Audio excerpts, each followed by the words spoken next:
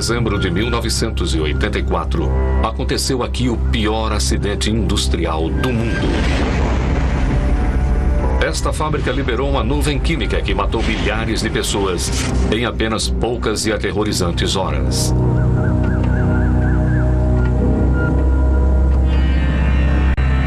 O acidente se deu devido a uma reação química que aconteceu neste tanque. Uma reação que levou a uma das maiores tragédias da história provocadas pelo homem. O que aconteceu aqui foram segundos que chocaram o mundo todo. Tragédias não acontecem simplesmente. Elas são o resultado de uma sequência de fatos, juntamente aprisionados no tempo. A ciência por trás do que deu errado está escondida nestes últimos segundos. Últimos segundos. Gás da morte. Versão brasileira Centauro. A cidade de Bhopal fica à beira de um grande lago, quase exatamente no centro da Índia.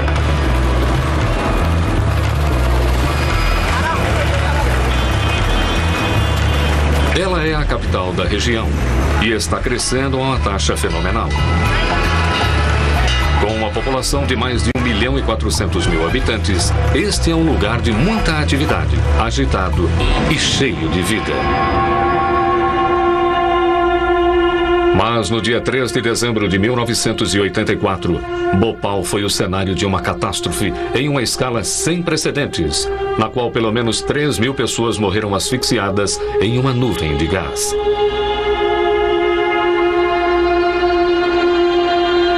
Muitos dos sobreviventes daquela noite tiveram sua saúde e seu meio de vida arruinados. E até hoje, as batalhas na lei pela exigência de uma indenização continuam.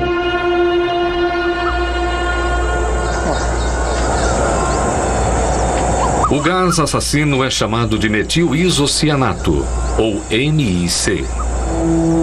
E veio desta fábrica, construída nos limites da cidade. Ela está fechada há mais de 16 anos, conservada pelo governo da Índia, enquanto este investiga a causa da tragédia.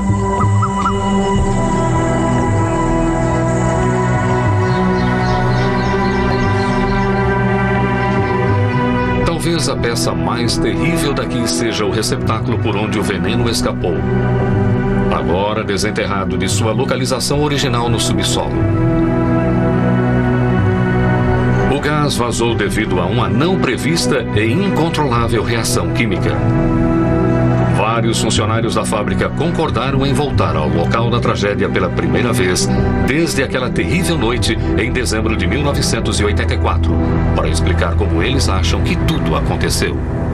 Eu fui trabalhar na Union Carbide em 71, quando na verdade não havia nada por aqui, só algumas fábricas. Em 1983, nós havíamos construído um dos complexos químicos mais eficientes e seguros da Índia. Mas os padrões já estavam deteriorados há algum tempo e eu fiquei sendo transferido de um setor para o outro. Eu era da segurança e depois fui transferido para a manutenção e foi quando eu decidi sair de lá. Na entrevista antes da minha saída, eu mencionei à gerência que eles teriam problemas se não tomassem uma providência e foi o que aconteceu um ano depois. Construída pela Union Carbide, uma corporação gigante multinacional, a fábrica produzia pesticidas extremamente necessários na época, uma vez que a Índia lutava para produzir alimentos suficientes para acompanhar a explosão populacional. O pesticida chamado Sevin age atacando o sistema nervoso dos insetos e sua produção requer alguns dos agentes químicos mais perigosos. Naquela terrível noite de dezembro, esses produtos químicos ficaram fora de controle. A primeira pessoa a perceber que havia alguma coisa errada, alguma coisa que iria levar ao maior acidente químico da história, foi um técnico chamado VN Singh. Esta era a nossa sala de controle, mas ela era bem diferente naquela época, quando tudo aqui ainda era novo. Eu examinei o medidor de pressão e então eu percebi que ele estava fora de escala.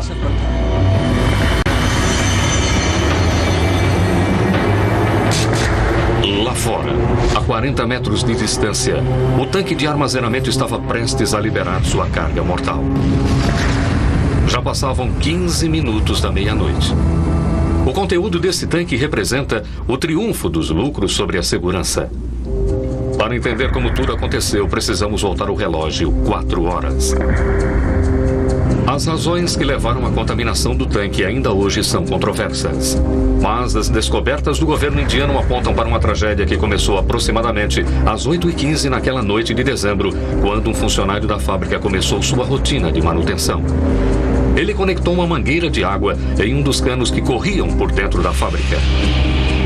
Manter o sistema limpo era essencial, pois os agentes contaminantes poderiam facilmente se formar durante o processo. A sujeira deveria passar pelo sistema através de bocais de drenagem, um processo que muitas vezes levava horas. Quase que imediatamente, alguma coisa começou a dar errado. Inconscientemente, ele deu início a uma sequência de acontecimentos que terminaria na morte de milhares de pessoas. A indústria química usa de fato uma larga escala de materiais perigosos. Por exemplo, pode-se usar ácido sulfúrico na produção de detergentes. Os detergentes por si só não são prejudiciais, mas o ácido sulfúrico é perigosíssimo, do mesmo modo que na produção de shampoos, onde entram agentes químicos como o cianeto. Se você for realizar um processo desse tipo, é preciso ter cuidado, e é óbvio que em Bhopal não houve esse cuidado. A origem do acidente está no modo particular que a Union Carbide escolheu para fabricar o Sevin. A química é parecida com a culinária. Se estamos tentando criar uma molécula como a do Sevin, o que temos que fazer é comprar os ingredientes usuais. Não queremos ter que fazer nenhum intermediário complicado, se for possível evitar. A molécula do Sevin, ela é feita dessa parte, que podemos comprar na prateleira de um mercado. Porém, o mais problemático é por essa parte aqui. O processo que a Union Carbide usou em Bhopal começou com a reação do monóxido de carbono e do cloro para produzir fosgênio. O fosgênio forneceu um dos blocos de construção essenciais para o metil-isocianeto, ou MIC, que se tornou um componente da molécula do Sevin. O fosgênio tinha matado um trabalhador 3 anos antes, em uma antecipação da agonia ainda por vir. Em 81, Ashraf Khan, um funcionário estava nessa área usando um capuz com máscara de gás e um macacão de brim. Então o fosgênio respingou nele, ensopando seu macacão. Ele entrou em pânico e correu para o chuveiro. Ele veio aqui, tirou a máscara com o capuz. O fosgênio que tinha penetrado nas roupas evaporou e ele inalou gás e morreu no hospital alguns dias depois.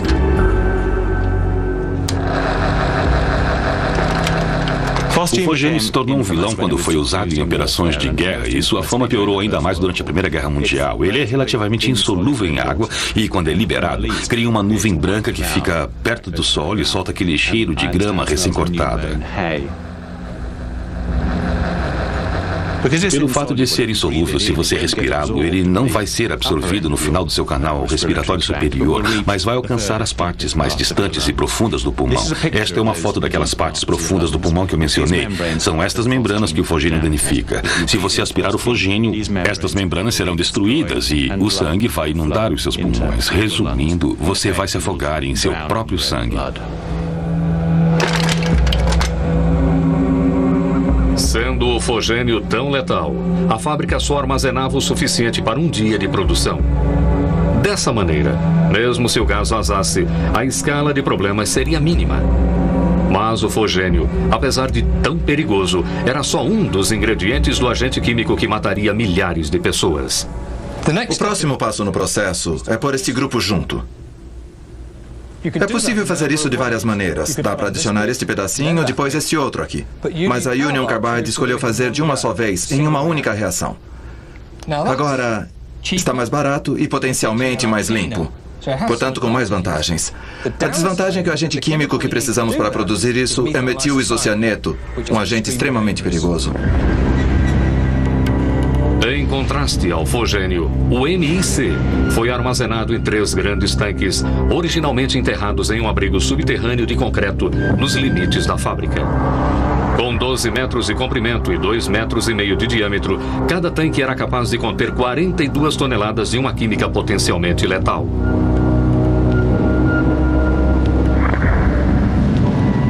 Ao mesmo tempo que o fosgênio, o famoso assassino, era mantido em pequenas quantidades, o MIC era armazenado em uma escala que poderia matar milhares.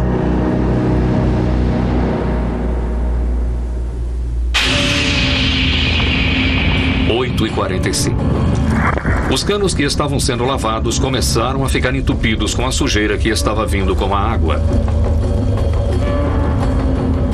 Os bocais ficaram bloqueados e a água começou a voltar, fluindo para um dos principais sistemas de tubos que passava por dentro da fábrica.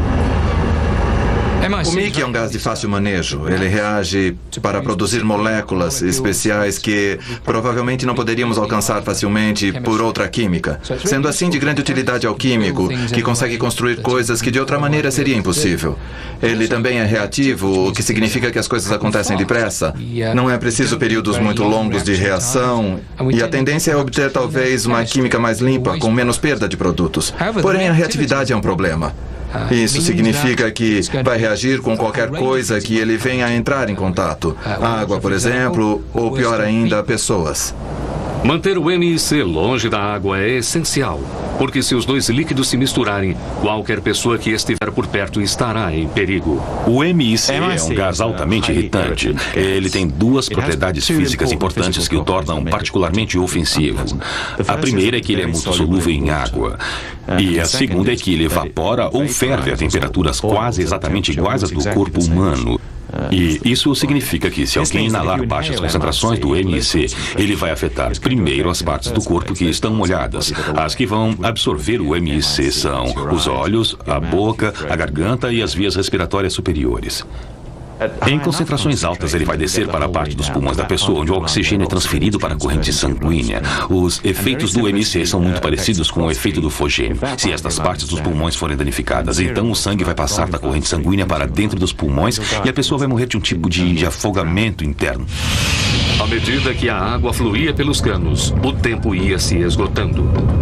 O tanque deveria ter sido protegido de contaminações, mas um catálogo de falhas estava prestes a ter as mais terríveis consequências para os moradores de Bhopal.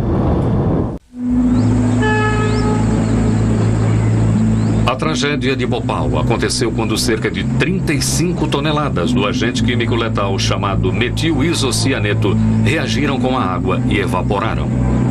Milhares de pessoas na cidade que fica ao redor da fábrica aspiraram o gás, morrendo da mesma maneira terrível que os soldados durante a Primeira Guerra Mundial.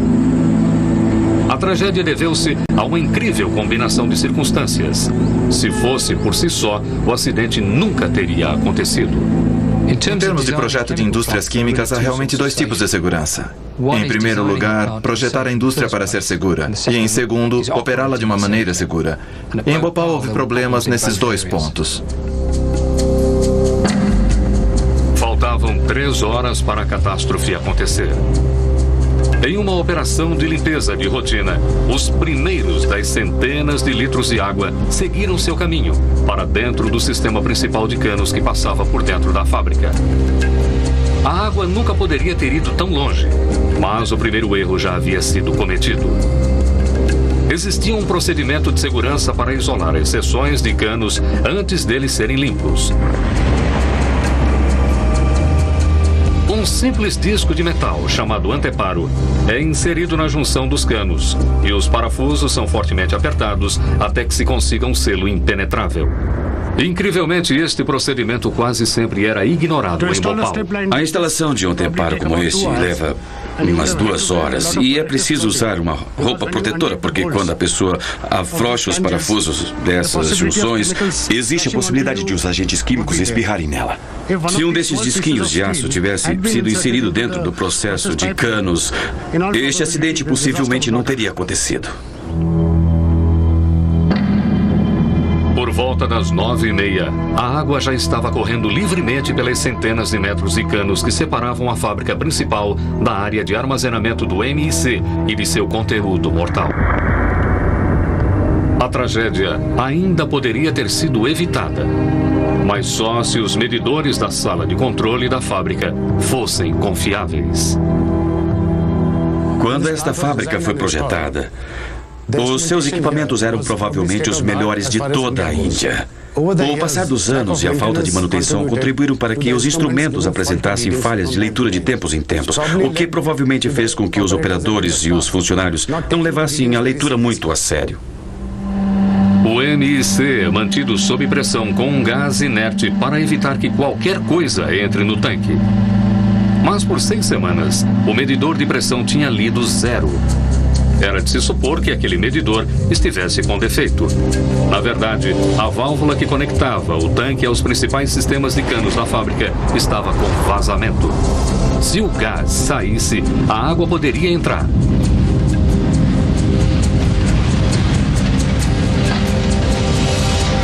Mas por volta das 10 horas, a contaminação já havia começado.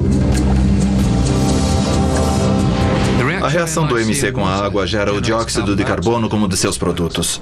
Também gera calor. É claro, o calor começa a aquecer a mistura. É uma reação isotérmica, como nós a chamamos. O que eu vou fazer aqui é uma reação parecida, que obviamente usa materiais muito mais seguros.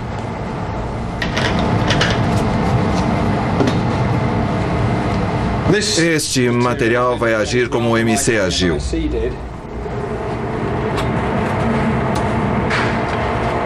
O material que eu estou adicionando seria a água que foi para dentro do receptáculo.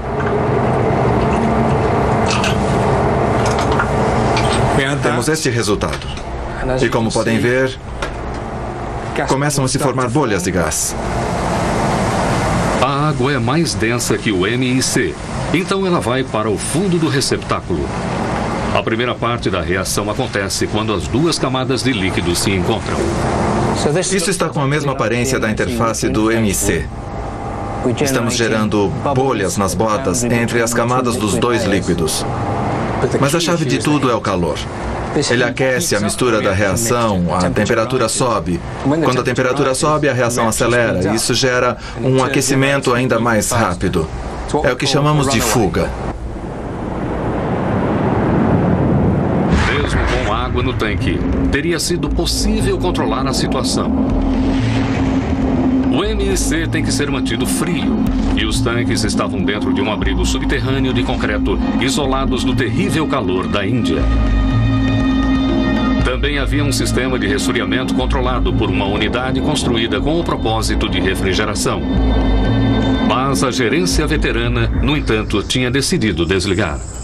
Isto não estava funcionando na noite da tragédia. Na verdade, ele já tinha sido desligado desde maio de 84. O resfriador interno tinha sido removido e ficou permanentemente desativado. Desligar o sistema de refrigeração foi uma loucura. Essas reações de fuga exotérmica acontecem quando estamos gerando mais calor do que podemos remover. O sistema de refrigeração estava lá para remover o calor. Desligá-lo aumentou a possibilidade de uma tragédia. Incrivelmente, outro sistema de segurança tinha sido desviado a despeito das próprias instruções de operação da Union Carbide.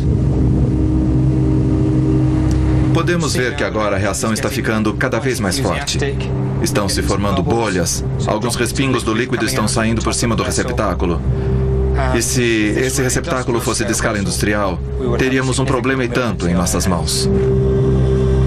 Em Bhopal, havia uma máquina construída com o propósito de lidar com os gases tóxicos. Um aparelho conhecido como purificador de gases. Este é o purificador de gases que tínhamos em Bhopal. Ele funcionava neutralizando o gás tóxico antes de liberá-lo na atmosfera.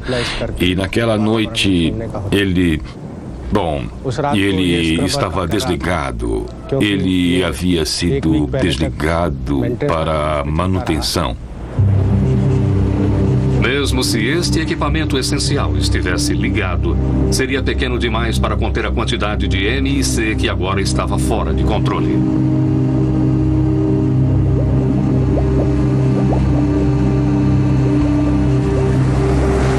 Agora a mistura está borbulhando violentamente. Como podem ver, há muito gás sendo gerado. E é claro, em Bhopal, tudo isso estava acontecendo em uma escala centenas de vezes maior. Não havia absolutamente nada que pudesse ser feito para diminuir a velocidade. O calor está sendo gerado tão depressa que em uma escala industrial não poderíamos removê-lo depressa o bastante para deter a reação. Este é o pior pesadelo para um operador de uma indústria química. É uma tragédia. VN Singh, Estava trabalhando na indústria aquela noite e era dever dele verificar a área onde a limpeza do cano tinha começado umas 4 horas antes. Nessa hora, à meia-noite, a água começou a fluir mais uma vez dos bocais de drenagem, mas ele notou que tinha alguma coisa errada. A tragédia estava prestes a acontecer. Quando eu cheguei aqui, eu vi água saindo dos orifícios, mas os meus olhos começaram a doer muito. Isso era muito comum na fábrica, mas esse dia estava muito pior. Então, foi quando eu corri para a sala de controle. O que Singh viu quando ele chegou na sala de controle, cerca de 1 minuto depois, foi o estágio final de um processo químico que já estava acontecendo há mais de 2 horas.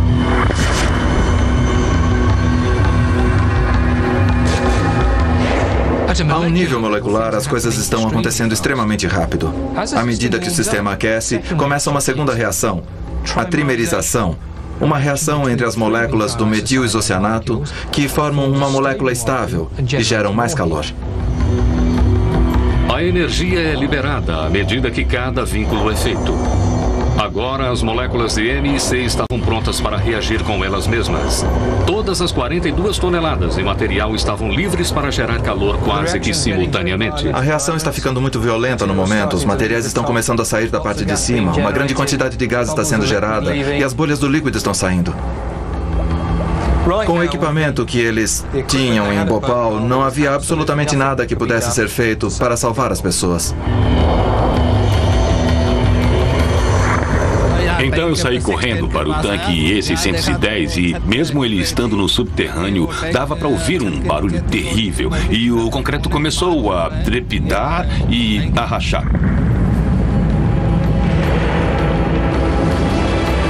O tanque estava agora em sério perigo de explodir.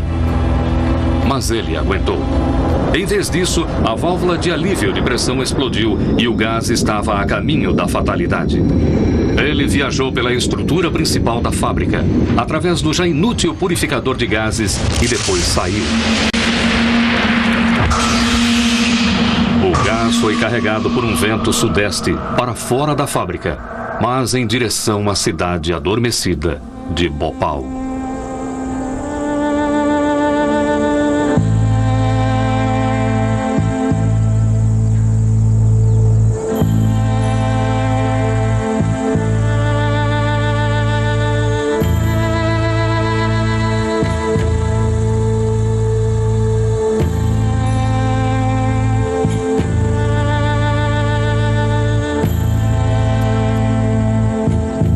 Quando eu comecei a trabalhar para a Carbide em 71, foi um dos momentos de maior orgulho na minha vida, porque eu tinha sido selecionado. Mas depois da tragédia, eu me sinto envergonhado, que um dia eu me associei a uma companhia que não fez jus ao seu nome e reputação na Índia. A Union Carbide se recusou a dar entrevistas para esse programa. Eles afirmam que a tragédia foi um ato de sabotagem. Até agora ninguém foi processado. Estima-se que mais de 20 mil pessoas tenham morrido em decorrência do acidente. A época das ocorrências apresentadas neste filme são aproximadas e baseadas em múltiplas investigações. As exatas ocorrências ainda são controversas.